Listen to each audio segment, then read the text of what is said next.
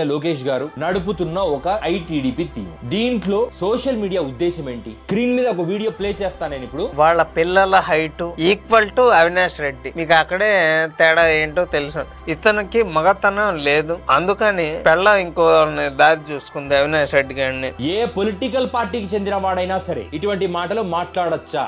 సొంతం నీ తల్లి గురించి ఎవడన్నా ఇటువంటి మాటలు మాట్లాడితే నువ్వు తట్టుకుంటావా?